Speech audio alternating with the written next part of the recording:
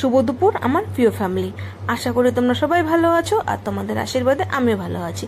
তো আজকে একটা নতুন ব্লগ ভিডিও নিয়ে চলে এসেছি অনেক দিন পর। তো আজকে হলো স্বাদ, কার স্বাদ সেটা পরে বলছি। তো আজকে স্বাদে হলো 7 রকমের ভাজি, আলু ভাজি, পটল ভাজি, ভেন্ডি ভাজি, কাঁকরোল ভাজি, করলা ভাজি, মিষ্টি কুমড়া ভাজি, আর আছে একটা মাছের ভাজি। তো 7 রকমের সবজি হয়ে গেছে, আর এদিকে আমি বসিয়ে দিয়েছি পায়েস। আর আমাদের মধ্যে না পায়েসটা হলো মেন। তো চলো স্বাদে নিয়ম। তো স্বাদের নিয়মে দেখো, আমাদের মধ্যে স্বাদের নিয়ম দেখো, সবার প্রথমে তো আগে দিতে লাগে শাড়ি, আলতা, সিঁদুর, নেলপালিশ, টিপ, এগুলো তো স্বাদে তো মেন। তো স্বাদে এগুলো বোনের জন্য নিয়ে আসি। আর একটা নিয়ে এসেছি পলার আংটি। তো দেখো বোন পলার আংটিটা দেখে তুক করে আগে হাতে নিয়ে ওকে দেখলো, দিদি কি এনেছিস? তো এটা দেখে সবাই হাসাহাসি করছিল। তো বোনের হাতে একটু ছোট হয়ে গেছে, তো বোনকে বললাম সোনার দোকানে যাই অন্যটা নিয়ে আসিস তোর হাতের নাপে। তো বোনের খুব পছন্দ হয়েছে, তো দেখে আমি খুব খুশি। তো আর আমাদের মধ্যে না যে 7 রকমের যে আমরা ফল নিয়ে আসি, সেই ফলটা দিয়ে দিলাম বোনের আঁচলে। আর আমি যা যা বোনের জন্য নিয়ে এসে সবগুলো বোনের আঁচলে দিয়ে ধান আর দুব্বো দিয়ে বোনকে আশীর্বাদ করে দেবো।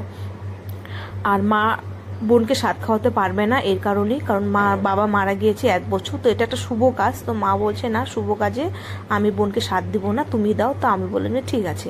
আমি স্বাদ দেওয়ানোর পরে তারপরে আবার দিবে বোনের শাশুড়ি, বোনের মাসি শাশুড়ি, ঠাকমা শাশুড়ি, জেঠি, বৌদি।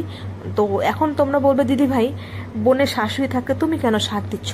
বোনের শাশুড়িও পারবে না, মাসির শাশুড়িও পারবে না, আর দিদা শাশুড়িও পারবে না, মানে ওদের মধ্যে নিয়ম নেই। তো আমাদের মধ্যে যত নিয়ম আছে, তো প্রথম স্বাদটা আমরা 7 মাসের স্বাদটা বোনকে আমরাই খাওয়াচ্ছি। আর জানো আজকে না জগন্নাথ পুজো, তো জগন্নাথ পুজোর দিনই বোনের স্বাদটা পড়েছে। তো আমরা যত পঞ্জিকা দেখেছি, তো পঞ্জিকার মধ্যে বললো যে 7 তারিখে স্বাদ আর অন্নপ্রাশনটা খুবই ভালো। তো আমরা বললাম যে ঠিক আছে, তাহলে ওই দিনই আমরা স্বাদটা নিয়ে নিই।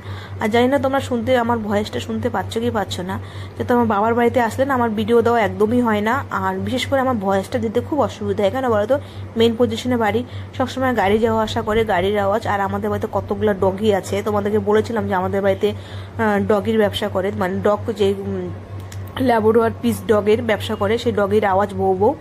আর এদিকে না যে বোনের যে পায়েসটা উঠিয়ে রেখেছি, সেই পায়েসটা বোন কেটে কেটে 5 বার ফেলে দিবে।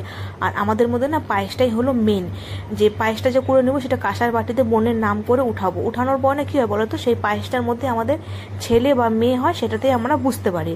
তো বড় কথা ছেলে আর মেয়েটা বড় কথা নয়, কারণ বোনের প্রথম বাচ্চা। তো আমরা এটাতে ছেলে হোক মেয়ে হোক যেটাই হোক, এটাতেই আমরা খুব খুশি। তো বোনকে আমি এখন পায়েসটা খাওয়াবো। তো বোনকে বলছি যে পায়েসটা যখন খাওয়াবো তখন মুখটা ছোট করে খুলবি, কারণ ছোট করে খুললে কী হয় বলো তো, বাচ্চার মুখটা ছোট হয়। তো বোন বলছে ঠিক আছে। তো বোনকে আমি 5 বার অল্প অল্প করে একটু পায়েসটা খাওয়ানোর পর তারপরে আবার মা আশীর্বাদ করবে, তারপরে বোনের শাশুড়ি, কাকি শাশুড়ি, মানে যারা যারা আসছে তারা করবে। আর জানো আমাদের বোনকে স্বাদ দেওয়ানোর কথা ছিল বাইরে উঠোনে, সেখানে আমরা উঠোনটা বেলুম আর ফুল দিয়ে এত সুন্দর করে সাজিয়েছি, কিন্তু মা বলছে যে না বাইরে স্বাদ হয় না, স্বাদ হয় ঘরে, তুমি ঘরে স্বাদ দাও। তো মা বলছে তোমার মনে নেই তোমাকে ঘরে স্বাদ দিয়েছিলাম? তো আমি বলছিলাম তো আমার তো সেই বড় মেয়ে হয়েছে আজকে 13-14 বছর হয়ে গেছে, তখনকার ব্যাপার, তো আমার মনে নেই। আর তোমাদেরকে বলেছিলাম যে আমি একটু ভুলক্কর, তো আমি ভুলেও গিয়েছি। তো এত সুন্দর করে বেলুন দিয়ে, মানে এত সুন্দর করে সাজিয়েছি যে উঠোনে স্বাদটা খাওয়াবো, তো সেখানে উঠোনে হলো না। আর তারপরে ঘরে দেখো অবস্থা কি, যে ঘরটাকে একটু ভালো করে আমরা সাজাবো না, সাজাতে পারিনি। কেন জানো, লোকজন আসে বসে আছে। সেই আমাদের এখানে 3-4 দিন আগের থেকে, 3 দিন আগের থেকে প্রচুর বৃষ্টি। আর আজকে বৃষ্টি কমেছে 12টার দিকে। তো যাই হোক, ভগবান মুখ তুলে তাকিয়েছে যে 12টার দিকে বৃষ্টি কমেছে। তো এখন মা বোনকে স্বাদ দিচ্ছে। আর এদিকে মা দান আর দুব্বা দিয়ে বোনকে আশীর্বাদ করে দিবে। তারপরে আসবে আমার মা বলতে বোনের শাশুড়ি আসবে। আর তোমরা দেখে আবার কেউ কিছু বলো না যে দিদি ভাই ঘরটাকে ভালো করে সাজাও নেই। তোমাদেরকে পরে দেখাবো যে আমরা বাইরেটা কত সুন্দর করে সাজিয়েছি, কিন্তু বাইরে আমরা পারলাম না, জানো এটার জন্য একটু মনটা খুবই খারাপ। বোনেরও মন খারাপ। আর বোন যে আমার এত কষ্ট করেছে, সেই বেলুন দিয়ে এত সুন্দর করে সাজিয়েছে। আর তোমাদের মধ্যে না কার কার মধ্যে কেমন ভাবে নিয়ম বলো তো। আমি না অনেক স্বাদে গিয়েছিলাম, সেখানে দেখেছিলাম শিলনোড়া প্রদীপ দিয়ে মানে নিয়ম করে যে ছেলে না মেয়ে হবে। তো আর আমাদের মধ্যে সেটা না, আমাদের মধ্যে হলো পায়েস।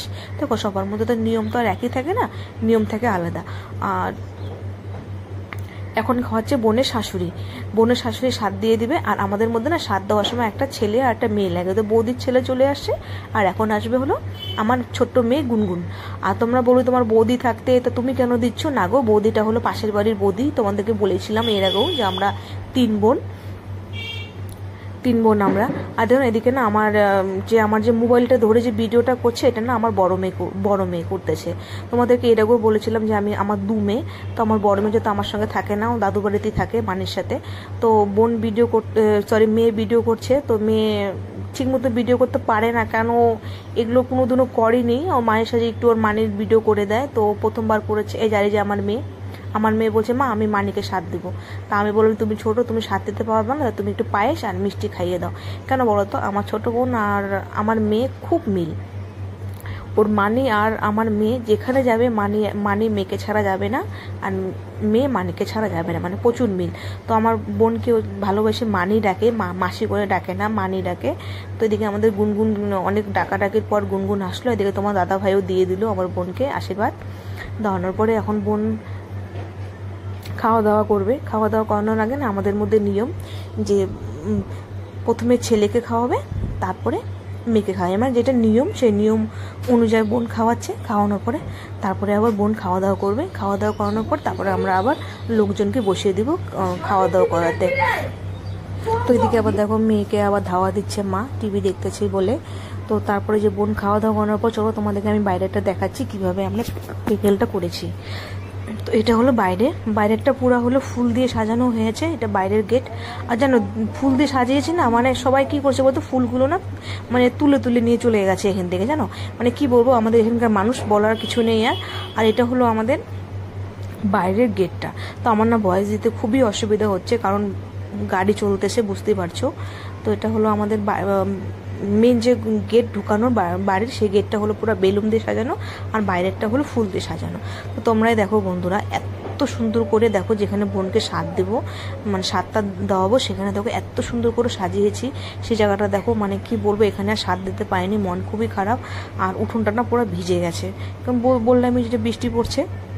দেখো এত সুন্দর করে আমরা সাজিয়েছি বেলুন দিয়ে।